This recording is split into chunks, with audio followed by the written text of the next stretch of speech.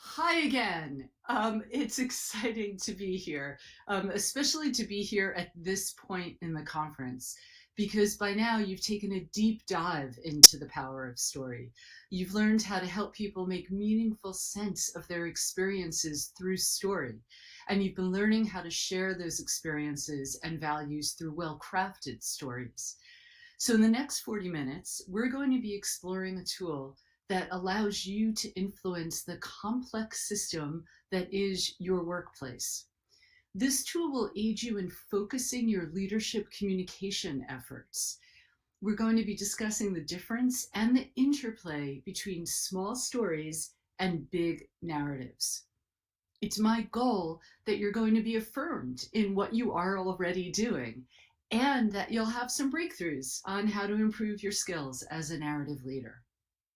To start, make your screens as large as possible, turn off your notifications, treat yourself to an uninterrupted 40 minutes. You work hard, and you deserve this space to indulge your curiosity and to hone your leadership. To the extent possible, I do want this to be a conversation. I want to hear from you too. So I encourage you to ask questions at any time. We'll go to questions toward the middle of our time together, and Artem has full authority to interrupt me as necessary with pressing questions. On January 23rd of this year, I received an email from some guy in Russia asking me to speak at a grand storytelling conference he was organizing. Practically all the leaders in the applied narrative space were going to be speaking there, people that I really admire. Surely, I figured, this was spam. But I looked at the website links and I read the email again, and somehow there was an earnestness that came through and an intelligence that came through. So I reached out to my friends and my colleagues, Kat Coppett and David Hutchins and Mary Alice, and I asked, is this guy Artem for real? Are you really speaking at this conference? Needless to say, they all raved about Artem, and they complimented his intelligence, his generosity, and his organizing skills. So here we are. That was the story. For our time together now, I want you to understand story as seeing something happening to someone or something. And please think of narrative as the big overarching stories that result from the amalgamation of smaller stories. Our colleagues, Liz Manny and Aaron Potts, offer another practical analogy. They say that stories are stars and that narratives are the constellations of stars. In other words, just as constellations help us navigate and understand the night sky, stories are assembled into narratives to more efficiently transmit our beliefs and our collective meaning. Culture, then, is the galaxy which contains the stories and the narratives. I'm offering you several metaphors in the hopes that one will truly resonate with you. Plus, it's a little bit fun to offer you all of these metaphors. Here's the one on which we will now focus. The narrative as a garden. Stories as the plants that populate the garden, and your organizational culture as the larger landscape in which the garden sits.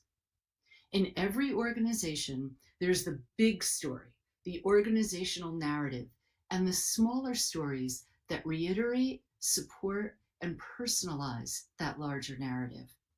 Your core narrative is the central, truthful story of your business and why you exist. It develops a shared understanding among your employees and your customers. One big story that breaks down complexity and offers clarity. One easily repeatable big story that enables teams to align and visibility and influence to rise. Consistently sharing that one big story, supported by countless complementary smaller stories, is how your business maintains its compass. especially in a marketplace where technology is quickly changing and new communication venues are constantly emerging. Your company narrative is what it is. It is not falsely aspirational. You don't make up narratives, you find them. It takes many stories to produce one narrative. Your narrative results from synthesizing your company values, culture, ethos, activities, and existing communication, including the stories that are already being told. The story I shared about my skepticism upon receiving Artem's email could be considered to be part of the narrative of my firm, Thaler Pekar Partners. We take pride in our commitment to quality work and to doing that work with smart audiences. This small story contributes to that larger narrative. The garden metaphor is a tool for determining your small stories and big narratives. It offers you agency.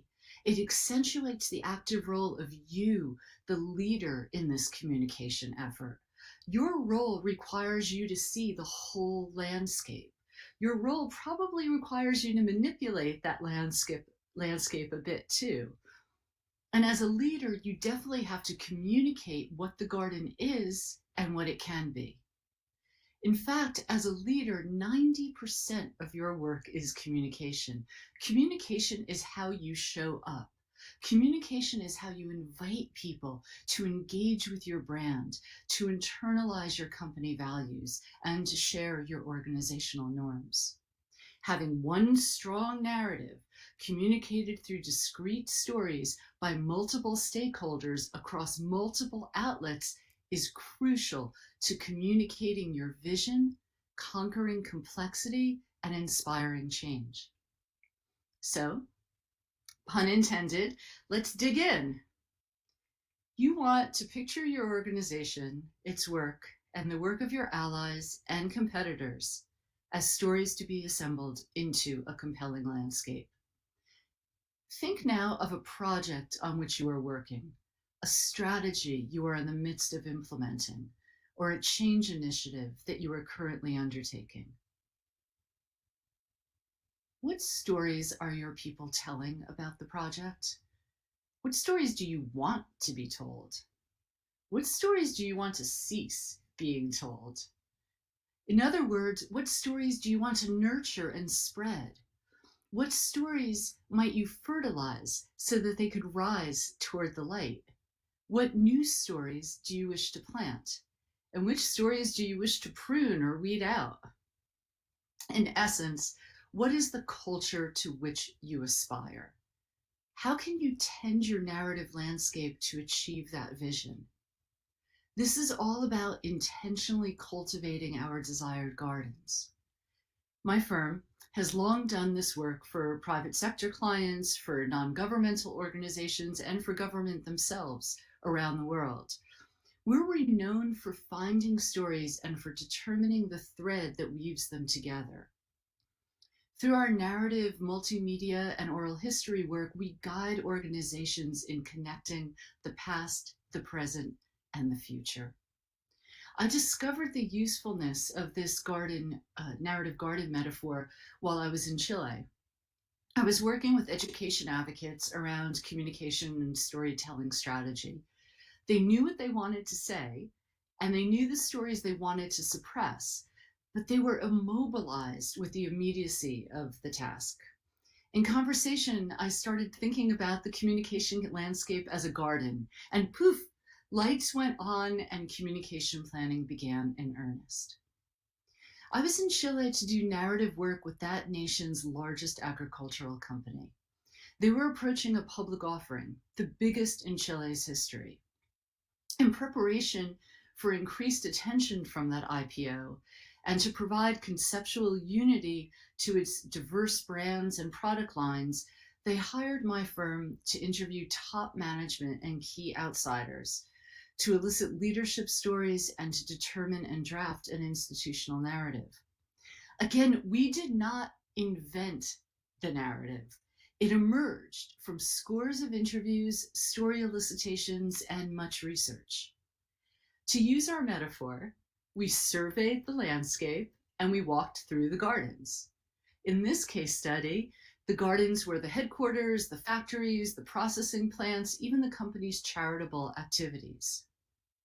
As a result of our work, the company's advertising, marketing, public relations, and internal communications campaigns all supported and reinforced one central narrative. They entered the IPO with a heightened brand identity and with employee and citizen pride and with excitement. That was an example of spreading and nurturing stories. Think of it as fertilizing the plants of value so that they grow deeper roots. Sometimes my firm works to guide companies in the planting and seeding of stories and narratives. We worked with an experiential design firm. Their largest client is Google, for which they design truly astonishing retail spaces. But because much of their work was under strict non-disclosure agreements, they still are forbidden to speak about many of their projects. The code of silence has permeated the firm, even as projects launched and they became public. Meanwhile, this company was quadrupling in size and revenue. They were having a really hard time recruiting high-quality designers and engineers, partly because there was no story in the marketplace about what they did.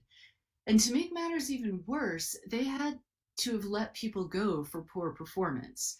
So they had a staff that had no idea what to say about the firm, and they had former disgruntled employees that were filling that narrative space with their own undesired stories. The CEO, who I will call Karine, reached out to me after she was on a business trip to Europe with one of their young designers. He still lived at home, and she asked him what his parents thought about his work. He replied that he hadn't told them anything about his job because he thought he wasn't allowed to. Karine realized that she needed her people to be sharing a common narrative about the firm and to have the marketplace repeating that story. So after extensive interviews, research, and participatory story workshops in this case, one central narrative emerged from the plethora of stories that we heard.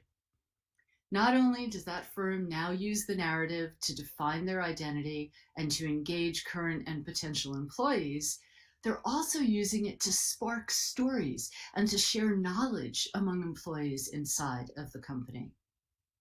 So my lesson here is, just as you consider the people that you wish to add to your culture, consider the stories that you want to add too. And sometimes we do focus on weeding out stories. We were hired by a financial services company to coach every employee in our trademarked heart, head, and hand persuasive communication process. Immediately, we were struck by an extremely high level of anxiety and fear among the staff. Throughout the company, we heard stories about how staff members were fired on the spot because of saying something wrong to the clients. This big story had spread throughout the firm, practically silencing people from speaking up and from sharing ideas and concerns. The reality was, no one had ever been fired. When we asked for the small stories, the actual examples of this retaliation against employees actually happening, there were none. So we had to weed out that false narrative. So the lesson here is that you want to pay attention to the spread of disinformation within and encroaching upon your garden.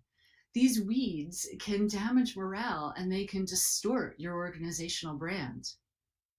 And here's my final example, in which Thaler Pekar Partners got our hands dirty, planting, seeding, and weeding all at once. A global pharmaceutical company approached us for help because they were encountering pushback implementing a new compliance and integrity program worldwide.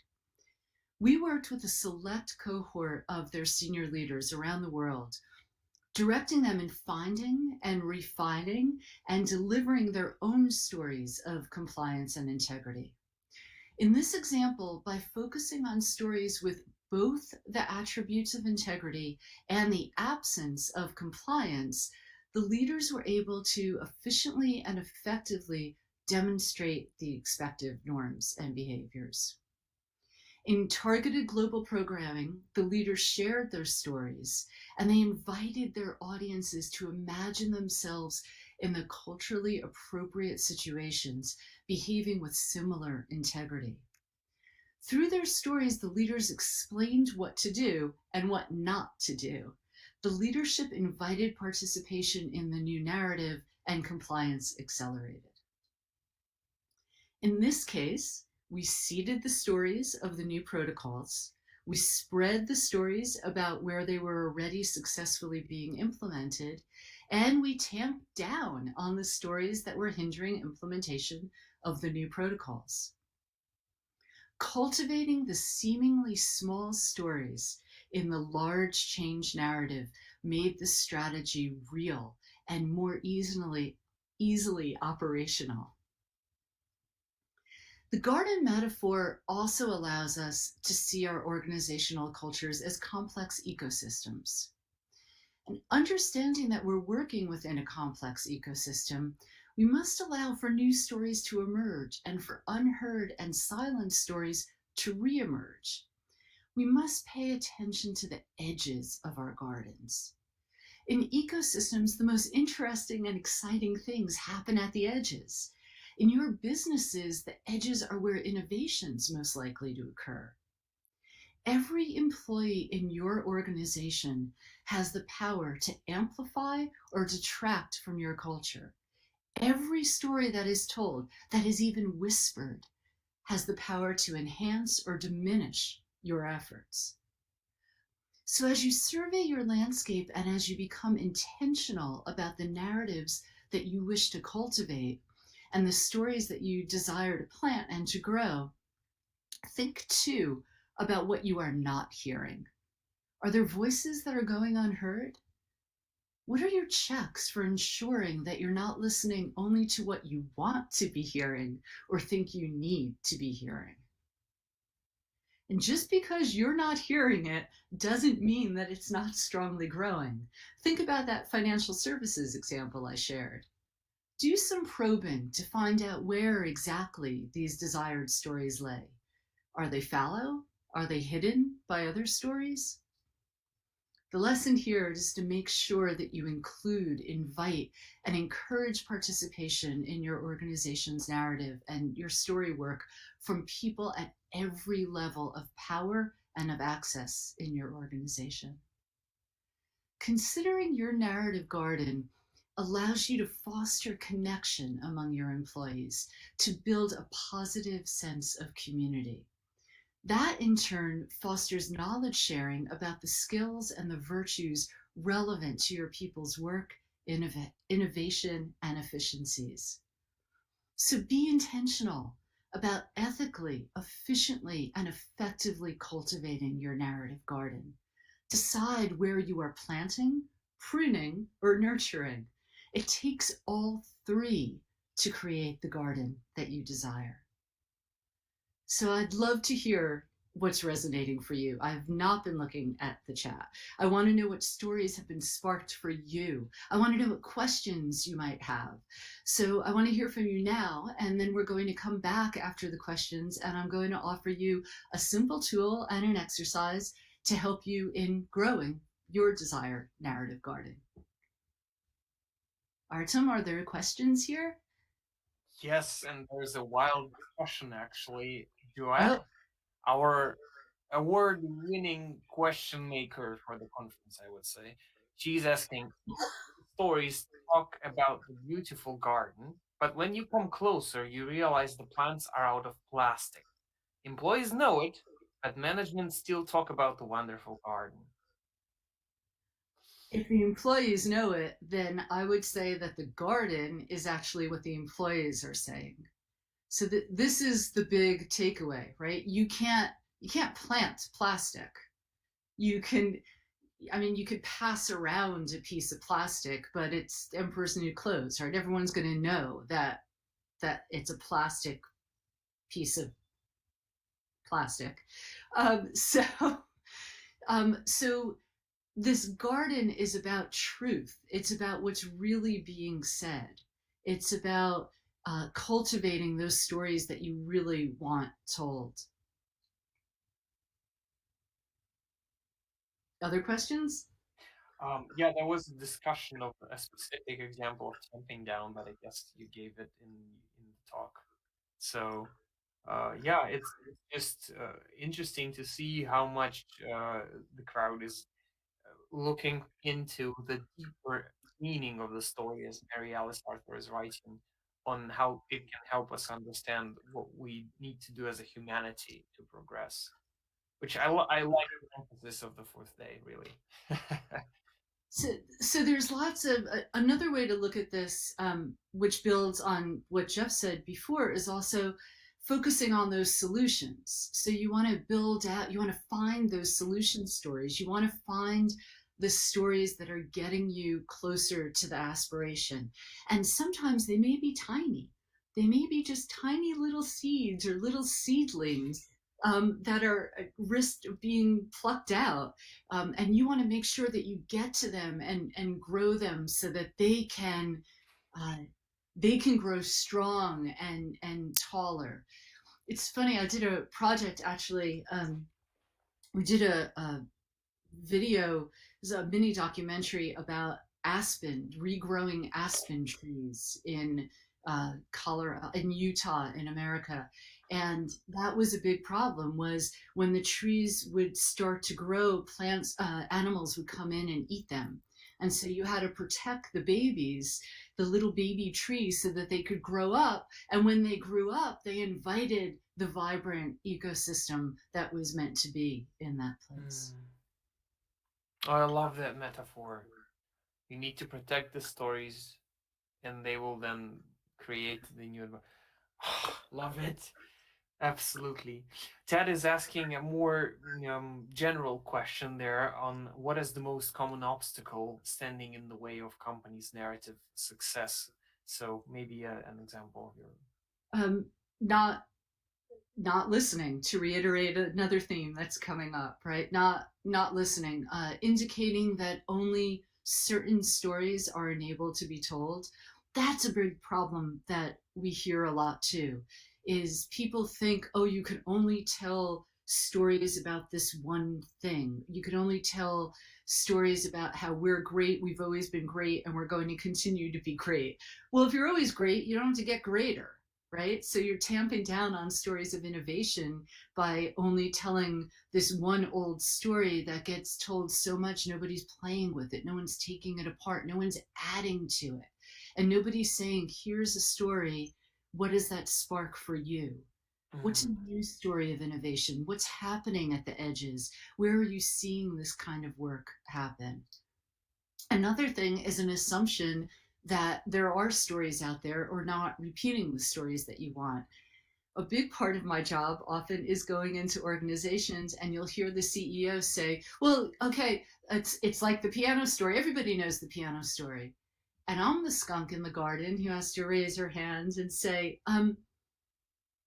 does everyone here know the piano story? And then you see the employees go, I don't really know it, because it's never been taken out. It's just a title that's meaningless. So unless you invite people, every single stakeholder, your employees, your customers, your vendors, to walk around inside of those stories and to internalize them and add to them themselves, you don't have a garden. Yeah. Wow. Great example there. Thank you so much.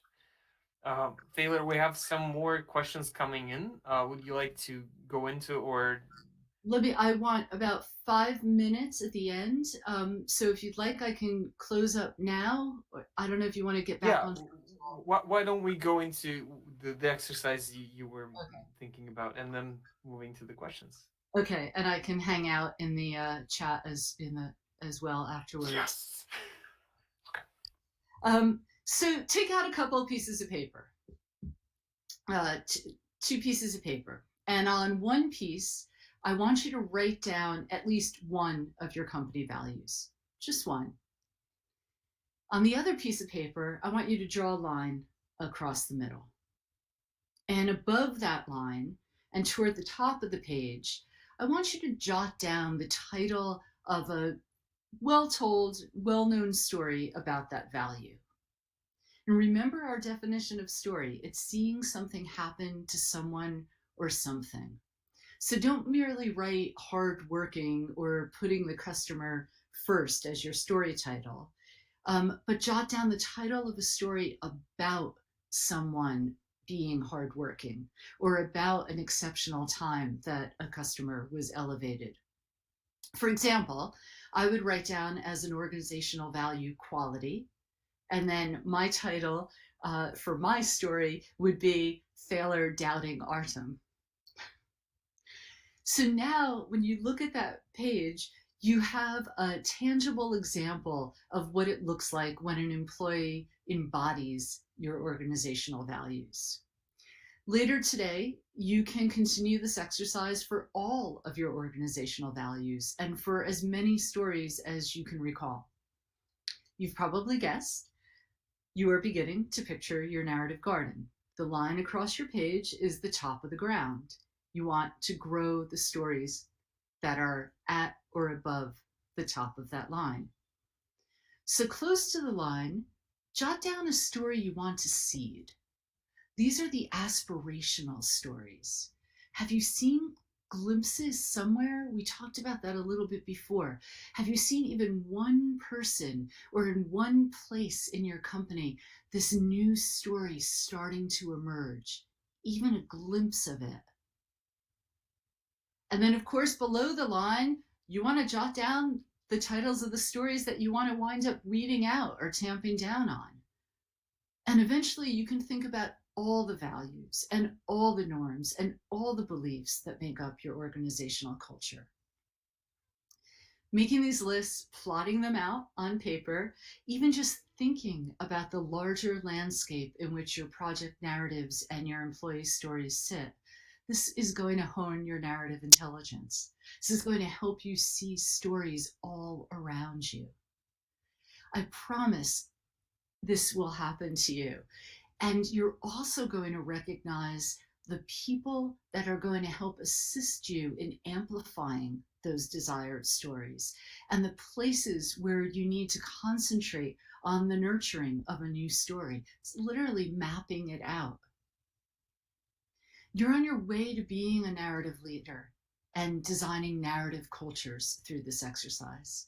Your intentional application of this skill is going to reap rewards in strategy implementation, in morale, and in understanding of what it is that your company is about and what it is that you are doing.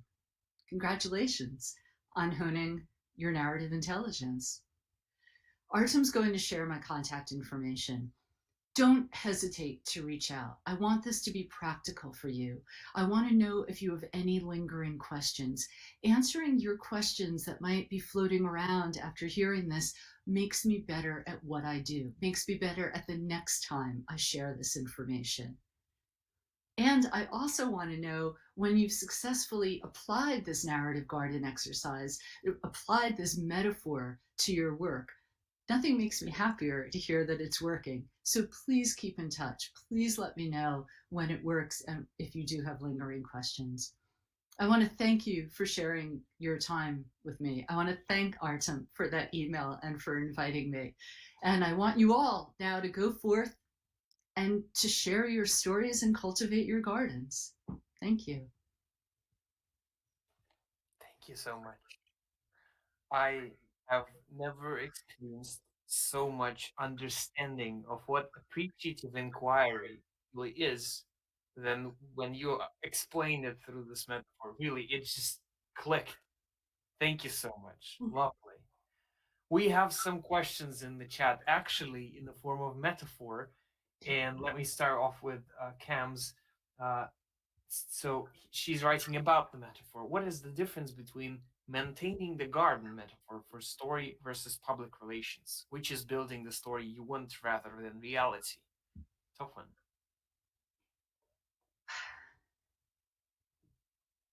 Um, so I do a lot of speak, and I actually teach. I'm a visiting professor in the public relations and the executive master's program at the Newhouse School of Communications at Syracuse University. Um, I understand that question, but I'm going to push back and say it still has to be truthful, right? Public relations does not work. You can't put a false story out. You cannot plant a false story. It will come back to bite you. And years of the trust that you build through honest storytelling, through customer service, through building a business can go away with one false story. So I don't think there's that much difference. If you're doing good PR work, you are looking at the entire landscape and you're figuring out where there's a plot, where there's a space of garden soil that you can occupy and that you can grow. Perfect. Totally agree with that one. Adel is here with a great question on an interesting perspective. When you're invited to a project and you notice you are only speaking to top leaders, do you intentionally ask to speak to others along the ladder so there is a collective story, not top heavy story?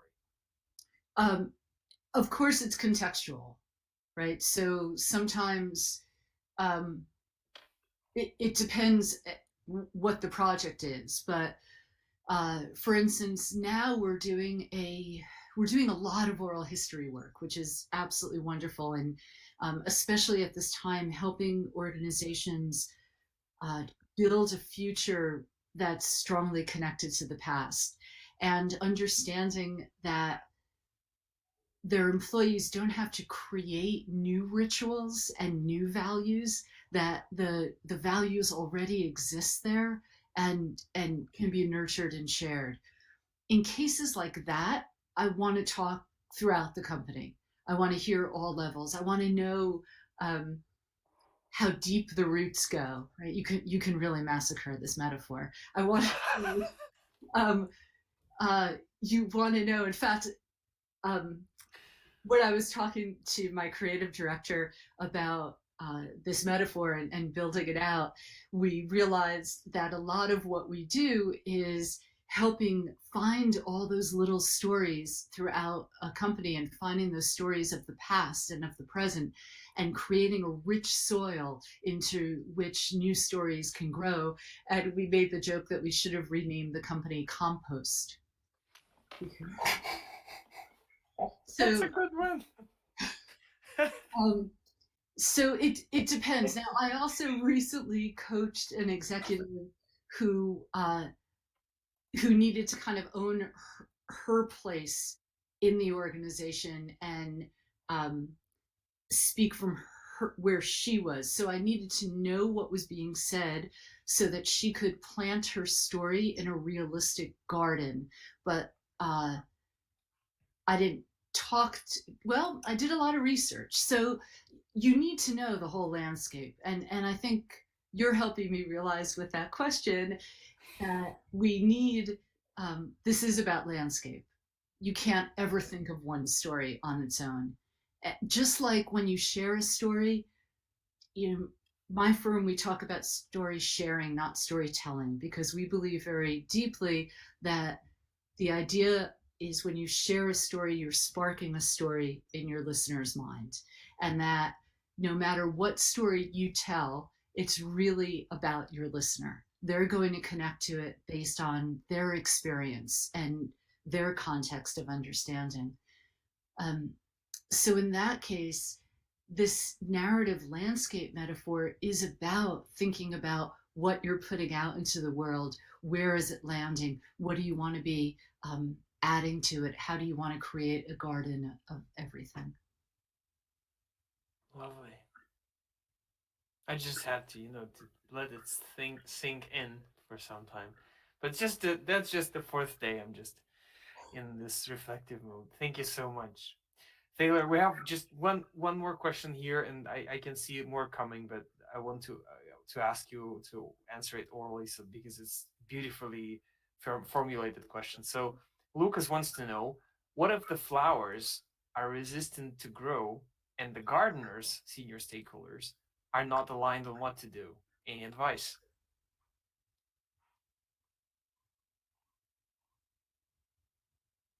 Well, I guess that's kind of where I'm called in, right? We come in to help then craft programs. And I think a lot of the speakers that you've had throughout this conference are the people who come in and help figure out ways in which those stories can grow.